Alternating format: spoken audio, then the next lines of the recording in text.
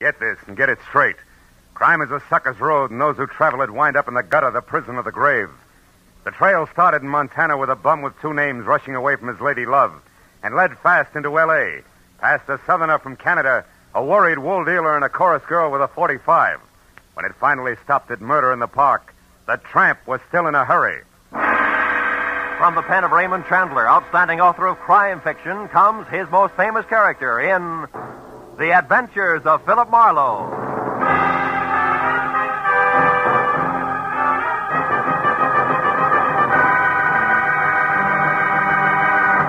Now, with Gerald Moore, starred as Philip Marlowe, we bring you tonight's exciting story, The Bum's Rush.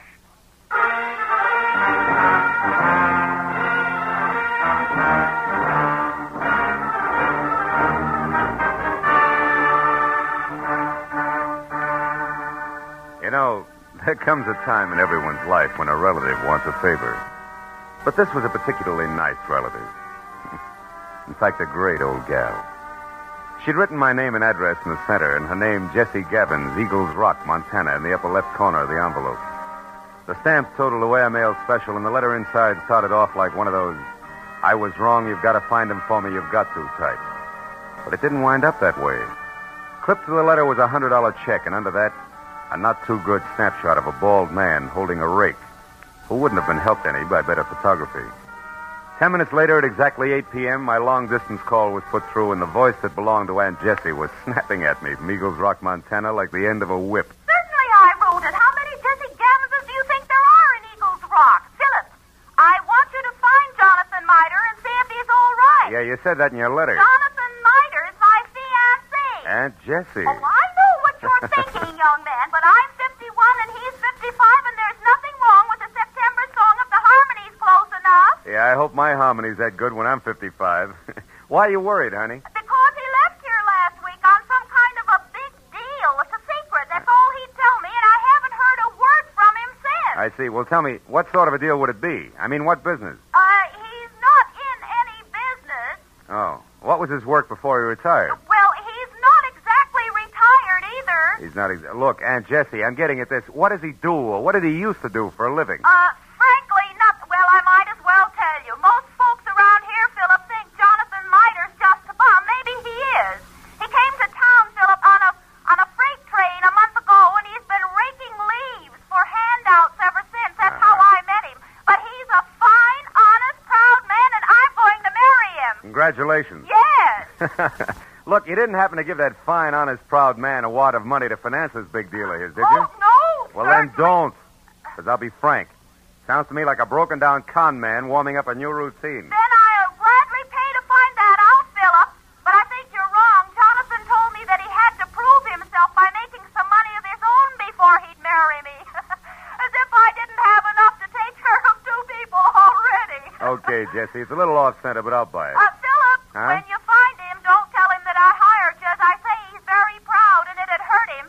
And now all I can give you to go on, aside from that snapshot I sent, is an address, 764 Hope Street in Los Angeles. 764 Hope Street. Well, how'd you get that? From checking through every single thing of his I could lay my hands on. It was on the back of an envelope. Of course, it may not mean nothing. You're so right, Jessie. Please, now, don't joke with me, Philip. Jonathan was so serious and in such a hurry, and there was a funny, brave glint in his eye when he left. Do your A best. brave glint. Oh, no. Okay, Jessie, no jokes. Goodbye, darling.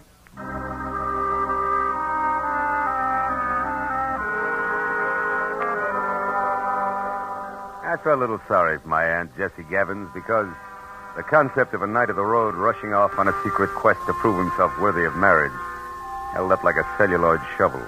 And I got no help when I pulled to a stop in front of 764 Hope Street. It was a cramped combination warehouse and office of corrugated iron and glass brick, respectively, with a shy red and black sign reading Hirsch Woolens over a door that looked like... Well, it looked like it handled about as much business recently as a repair shop for spinning wheels. It was half open, however, so I went in just in time to catch the last round of what must have been a healthy spat going on behind a frosted glass door marked private. Well, I'll tell you something, Mr. Eldenhurst. Keep your eyes more on wool and less on nylon, and you'll be better off. All right. For heaven's sake, Martha, this is no time to quibble. We've got more important things to do.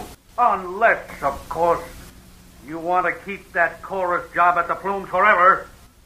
Well? Okay. You just watch your step. Goodbye, Eldon. Stand aside, stupid. This is a hallway, not an art gallery. Yeah, there's a petty girl if ever I've seen one. Well, what do you want? Oh, Mr. Hirsch. Yes? Yeah, well, I'm Ned Johnson. I'm looking for a job. What kind? Oh, salesman. Wool's my line. I see. And how long have you been waiting out here? Oh, I just stepped in. Come inside. Thanks. Sit down. Now, what is your specialty? Woolens, worsteds, or felts? Well, I've handled them all. We confine ourselves largely to a very high-grade merino woolen, Mr. Johnson, Ned Johnson. I've worked with merino. Well, what about the others? Lester, perhaps? Lincoln? Oh, sure. Lester, Lincoln, certainly. I find it all a fascinating business. So do I. A very romantic background. Yeah. By the way, what do you think of Lanatal as against merino? Lanatal. Well, not good. No, you see, I've watched the Lanatals from the range right through shearing and on up to weaving. It just doesn't compare with... what's the matter? What are you really after? I slipped, huh? You fell on your face. Lanatal is synthetic wool made from milk. Now, who are you? Okay. I'm from the Sequoia Credit Association. We're investigating you. Just a periodic, routine thing. It's strictly confidential. Get out of here and stay out if I ever catch you. All right, take it easy. I was clumsy, that's all. Don't start a riot about it. Look, you pry into my affairs That's quite again. a temper you got there. Better watch it, Hirsch. It'll get you in trouble. So long.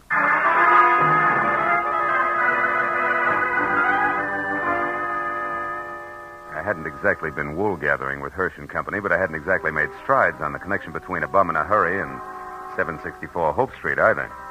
However, I couldn't help wondering what Hirsch had meant when I'd overheard him speak to the girl in the office about more important things to do. So when he slammed the door on my shoulder blades, I went around to the alley for a peek in his warehouse. But I skipped that when a man stepped into view wearing the identical face I had in my pocket on a snapshot. It was Jonathan Mitre. He'd swapped the rake for a silver-tipped cane and patches for 14-carat class from spats to a Hamburg, which might well have covered a bald head. But it was the same man, no doubt about it. So I decided to play this one strictly 3 cushions with reverse English. Hey! Huh? Hey there, you! Oh, were you addressing me, sir? Yeah. Don't I know you? Oh, sure I do. Points east, huh? You're mistaken, my man. I haven't been east in 30 years. Oh, come on, friend. I'd know you anyway. You're good old Jonathan Mitre. Sir, I am Ross J. Crowley of Canada, and I have never had the dubious pleasure of your acquaintanceship until this very moment. Ross J. Crowley of Canada, huh? Mm-hmm. Okay, Mitre, that's the way you want it. What are you doing around the wool business? Setting it up for a fleecing or just pulling it over somebody's eyes? My good man, you've obviously confused me with someone else. Now, pack off, like a nice fella. I'm in a hurry. Now, wait a minute, Pop. Wait a minute. Let's get this straight first. Your name's not Crowley. Why are you using it? By Godfrey, sir, you're trying my patience. Stand aside. Come on, let's have it. Oh, very well, if you insist. Here it is. Look out. Hey, come back here, you old goat. Why don't you look out? Why, you awkward roughneck. Why don't you look where you're going? I was, but I couldn't get around all 3 of you. 3? What do you mean? You and your 2 big feet. If you can't keep those gunboats out of people's way by yourself, hire a pilot. Hey, you...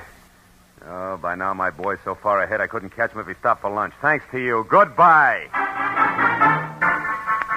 I went as far as the corner anyway, but I'd been right the first time. Jonathan Mitre, alias Ross J. Crowley of Canada, was long gone, and I had no idea where. This left me with one slim, lovely lead, a lady named Marcia. If I'd eavesdropped correctly, she would shortly be making with the legs in the chorus of the Plumes Theater restaurant. It was 7:30 when I entered the platinum-plated tourist trap on Hollywood Boulevard that featured small portions of bad food under glass and large helpings of good skin under lights. It cost me $10 and a fast ad-lib backstage, but it would have been worse out front, so when the chorus high kicked its way out into the wings, I nailed Marcia as she went by. She narrowed a half a pound of mascara at me and let a footlight smile drop, which left very little else. Yeah, my name's Marcia. What do you want? Make it snappy. I gotta change. Change what? Your hairdo? This won't take a minute, baby. All I want to know is where Jonathan Mitre can be found. How should I know? I never heard of him. You're stalling on your own time, baby. I got all night. Nuts to you, Jack. Blow. Come back here. This is important. Now listen, you. I don't know anybody called Jonathan... What's his name? And put one more fingerprint on my arm and you'll get bounced out of here on your head. You know, there's just a chance you could be on the level. Look, the guy wants about 55 and spats with a Hamburg over what is no doubt a bald dome. Carries a black cane with a silver tip and for some reason answers the name of Crowley. Crowley? Yeah, that's it, Ross J. Getting warmer, huh, kid? And don't bother telling me you never heard of him. So I've heard of him. So what? He's a good pal of mine. Met him a couple of nights ago. He's quite a sport. I'll bet he is. Where can I find him? What do you want him for? I want to talk to him, that's all. Where's he live? Up a tree. Like I said, Buster Blow. And like I said, baby, this is important. So important, I'll have a lopsided line in the next number if you don't talk, because you won't be there. You'll be on your way to the pokey. Now, where does he live? I don't know. He's from Canada. You can come closer than that, sweetheart. Give. All right. He tells me he takes a walk in the park every night. He raves about the gladiolas. Like they grow in Coldwater Canyon Park, maybe? Maybe. Thanks, you're a good kid. Keep your powder dry, baby. I'll see you.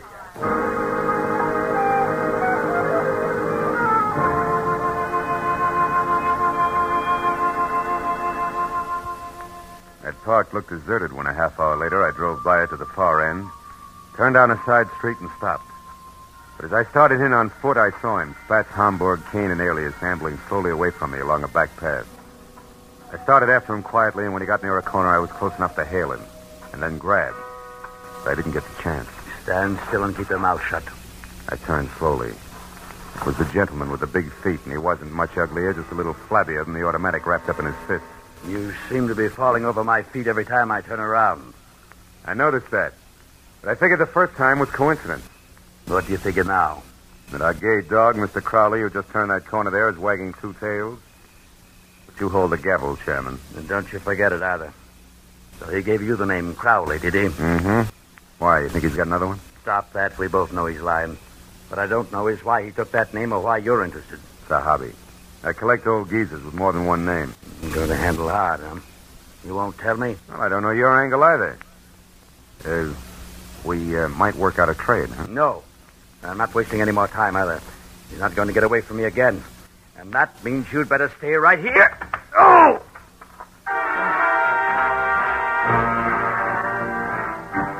Piled me up on the ground with a stomach full of pain. I saw him run down the path.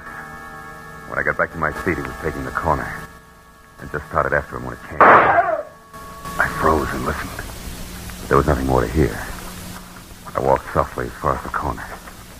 He was face down, the toes of his oversized shoes digging into the grass, and the gun he hadn't time to use spilled a few inches away from his clenched, dead hand.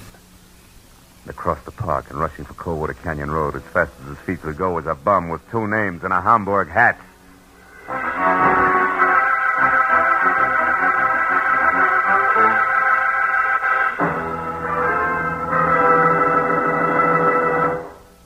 In just a moment, the second act of Philip Marlowe. Now, with our star, Gerald Moore, we return to the second act of Philip Marlowe and tonight's story, The Bum's Rush. When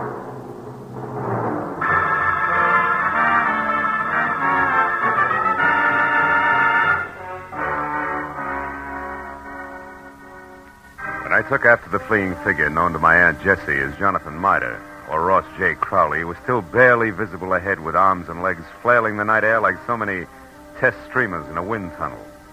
I didn't know any more about his double identity than I had before, but I did know that what might have started as only a confidence game of sorts had now mushroomed into murder with the aforesaid gentleman very much involved.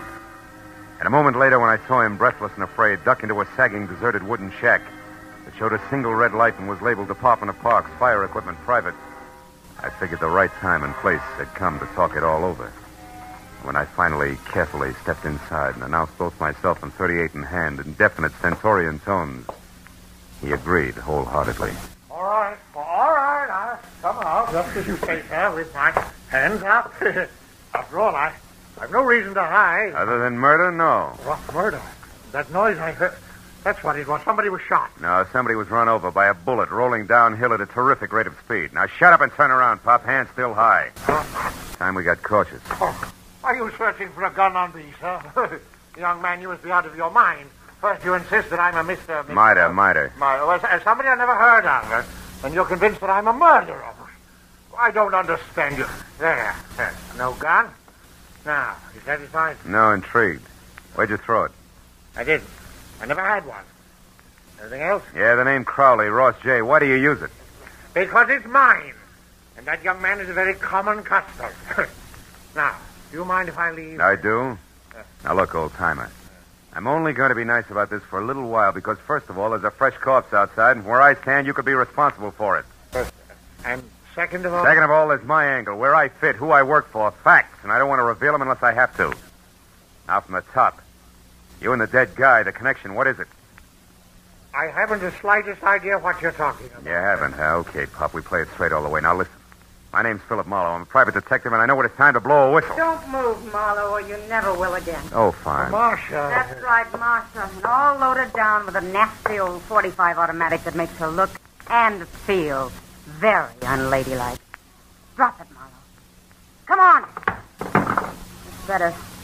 Now, Mr. Crowley, without waiting for Marlowe to apologize, go on. Go, but where... To the hotel. It's important, so hurry. Oh, yes, very well. I won't waste a second.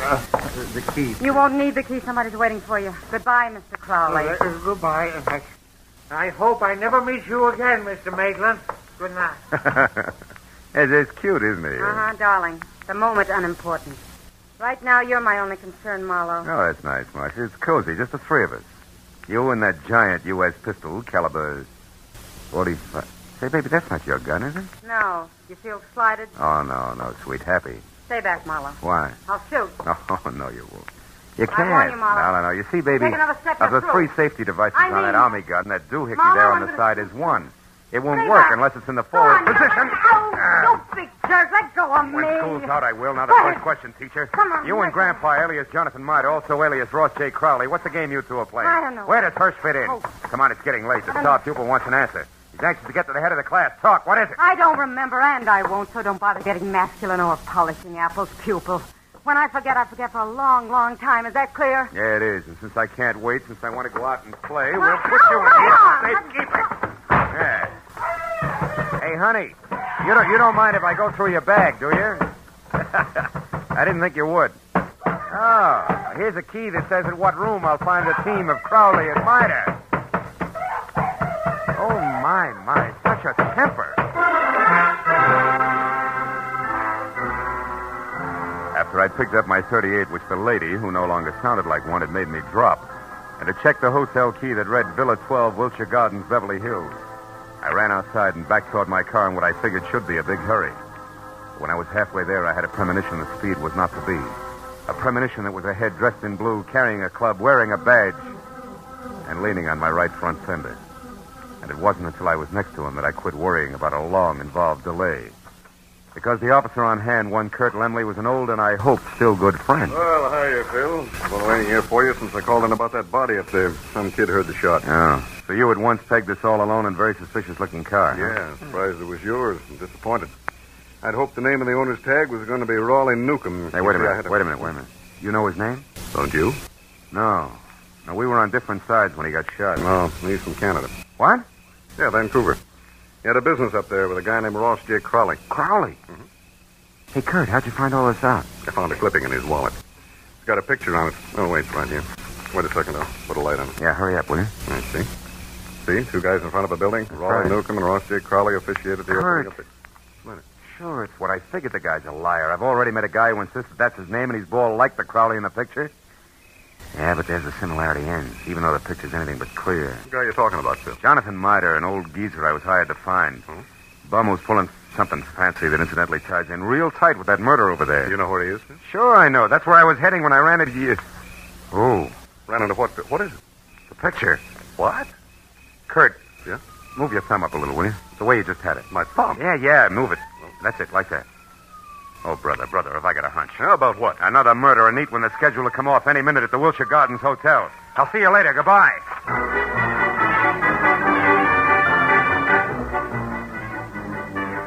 At best, it was 10 screeching stop-and-go minutes from Coldwater Canyon Park across Beverly Hills to the Wilshire Gardens Hotel on the boulevard of the same name. And all the way, I kept hoping, over time, that one of two things was so. Either my hunch was wrong and nobody else was going to get hurt for a while, or it was right and I was still on time. But when I was there, parked and running toward the Villa number 10, which was a silent stucco square, choking to death under ivy, and showing only a single light in the living room, I was almost sure that it was going to play still another way. Me right and too late to do any good. When I tried the door and found it open, and inside saw at once the letter propped up against a lamp on an end table that I'd been afraid I'd find, there was no longer any doubt. And even as I crossed the room, I knew that I was going to read a suicide note addressed to the police, telling them that the undersigned Ross J. Crowley had taken his own life, as well as that of the partner he'd been stealing from, Raleigh Newcomb, who had currently been pursuing him. What I didn't know until I reached for the letter to make sure that I'd figured right was the last line, just before the signature. It read, "Also, rather than face the humility of being dragged through the courts for killing Newcomb, they have taken the life of a man who would have caught me. A private detective named Philip Marlowe." You read well, Marlowe. What? Especially when it's your own obituary. No, don't move. Well, Mr. Hirsch, huh? Or do I call you Crowley now? Doesn't matter, Marlowe. Suit yourself. What does matter is that you're not quite the boy genius you think you are. Meaning what? Meaning Marcia.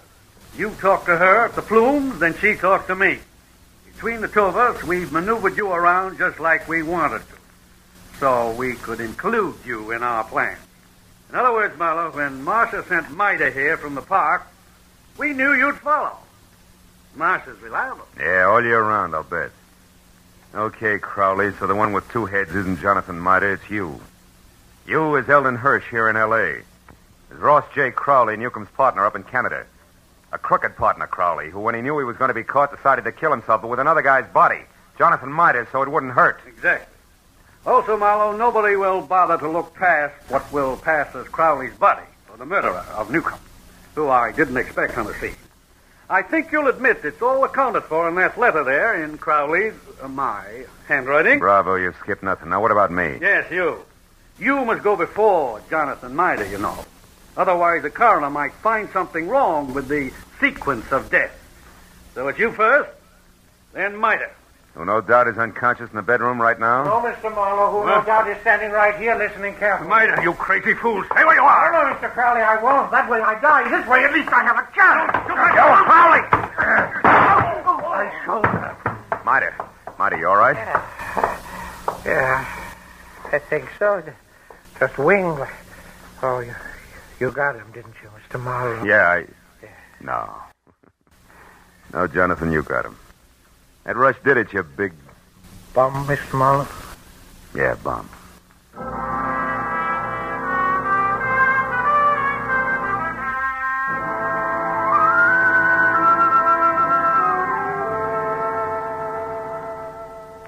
It was 2 long hours of first aid for Jonathan. Arrest on the charge of murder for both Crowley and the accomplice before and after the fact, Martha. And questions and answers in triplicate for the police before Mida and I were finally alone and back in my office waiting for a call we put through to, of course, Eagles Rock, Montana.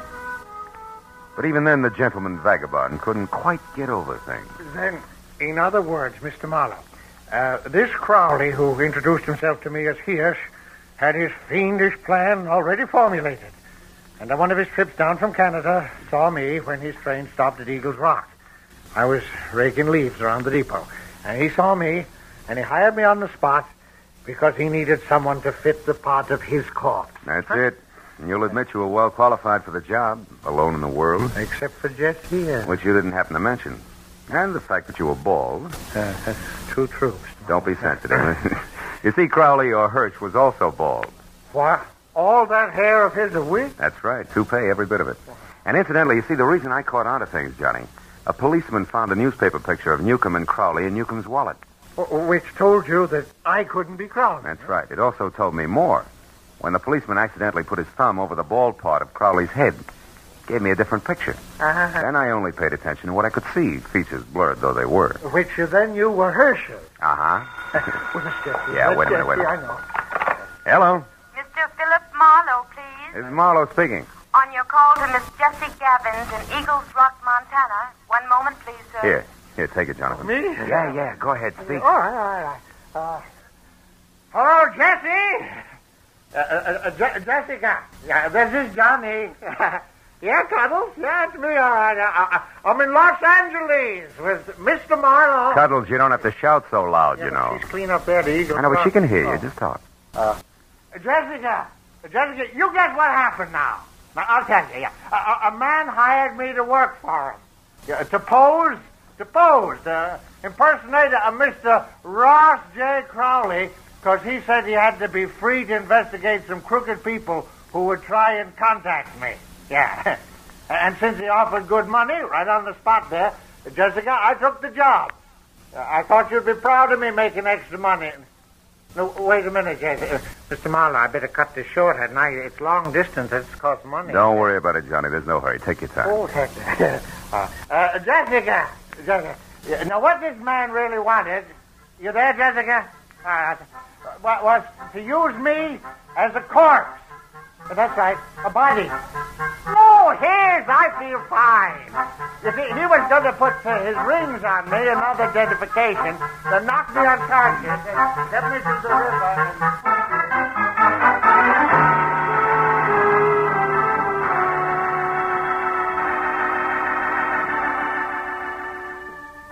By the time I got Jonathan Mida down to Union Station and aboard a northbound train with specific instructions to stay away from strangers, and got back to my own apartment on Franklin, it was better than 3 o'clock in the morning. Oh, and I was tired. I emptied out my pockets and started to undress. But I forgot about that when my eye fell on the picture that Jessie Gavins had sent me in her original letter. The picture of Jonathan. Well, now Aunt Jessie was going to be happy. But I wondered for how long. Somehow the portrait of the man with the hole with the solid look of the ages didn't fit the spare frame of Jessie's night of the road. A lonesome train whistle would blow in the night, and Jonathan Mida would be gone.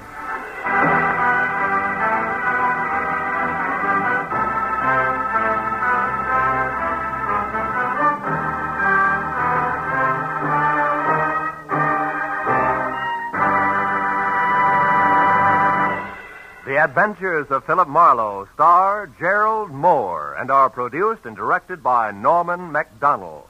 Script is by Mel Donnelly, Robert Mitchell, and Gene Levitt. Featured in the cast were Georgia Ellis, Hans Conrad, Ann Morrison, Herb Butterfield, Wilms Herbert, and Bill Boucher. The special music is composed and conducted by Richard Arant.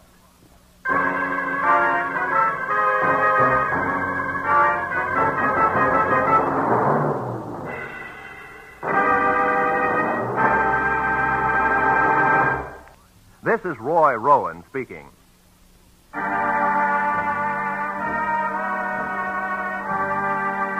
This is CBS, the Columbia Broadcasting System.